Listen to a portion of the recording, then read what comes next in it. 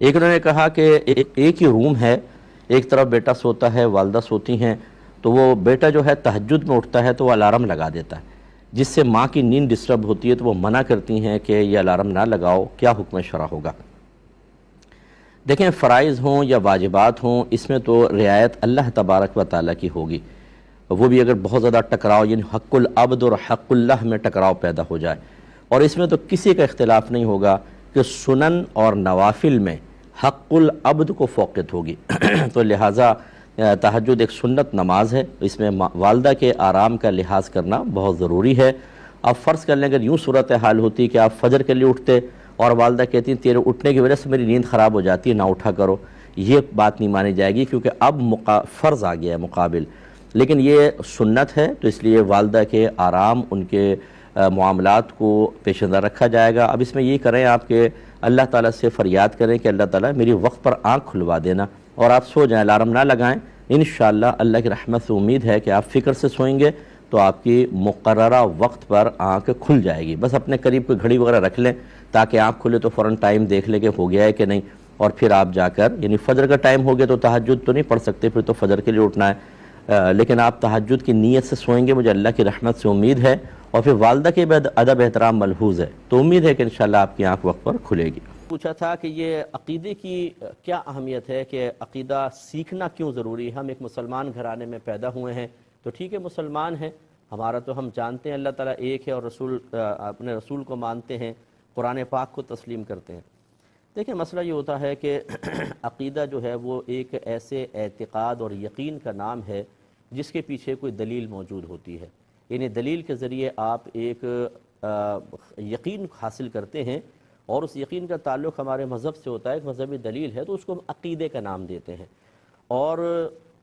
عقیدے کے دلائل چار ہوتے ہیں، یعنی چار دلیلوں میں سے کسی ایک سے عقیدہ ثابت ہوگا، یا قرآن سے، یا حدیث سے، اسی طرح عقل سلیم سے، کہ ہمارے اکابرین نے اللہ کی ذات و صفات کے بہت سارے عقائد عقل سے ثابت فرمائے، قرآن و حدیث اس میں خاموش تھے، اور اس کی ضرورت یوں پڑی کہ اعتراضات ہوئے اللہ کی ذات پر اور اللہ کی صفات پر، اور ان کے جواب قرآن و حدیث نے نہیں دیے تھے، تو ان علماء نے ان کے جواب دیے اور اس کو بطور عقیدہ درج فرمایا کتب میں، تو یہ عقل سلیم سے عقیدہ۔ اور چوتھا ہے سواد اعظم، سواد کہتے ہیں جماعت کو، اعظم مانے بڑی، مسلمانوں کی میجورٹی جس عقیدے پر ہو، اگر کوئی اس لیے ایک عقیدہ اختیار کرتا ہے کہ مسلمانوں کی میجورٹی کا عقیدہ ہے، اور جب اس سے پوچھا جائے کہ اس عقیدے کی تمہارے پاس کیا دلیل ہے، اور وہ یہ کہے کہ مسلمانوں کی میجورٹی ایسا کر رہی ہے، تو بالکل اس کے پاس ایک دلیل موجود ہے۔ تو پہلی بات تو یہ ہے کہ عقیدہ دلیل سے سیکھا جاتا ہے۔ ہم ایک مسلمان گھرانے میں پیدا ہوئے، پیدائشی طور پہ کوئی بھی کامل یقین حاصل کرنے والا اس وقت تک نہیں ہو سکتا جب تک کہ وہ ان چیزوں کو نہ سیکھ لے جن پر یقین کرنا ہے۔ سمجھیں نہیں، یقین کرنا ہے۔ مثال کے طور پہ اگر میں آپ سے کہوں کہ میری ایک بات مان لیں، آپ کہیں چلو ٹھیک ہے مانتے ہیں، وہ بات بتائیے، میں کہوں کہ نہیں بس یقین کر لیں، میں ایک بات کہنے لگا ہوں، بھئی اس بات پہ یقین تو تب کریں گے آپ بتائیں تو صحیح، اور میں بات نہ بتاؤں، بس میں بولوں میری بات پہ یقین کر لیں، اس کا مطلب یہ ہوا کہ یقین اس وقت ہوتا ہے جب اس چیز کو بیان کریں جس پر یقین کرنا ہے،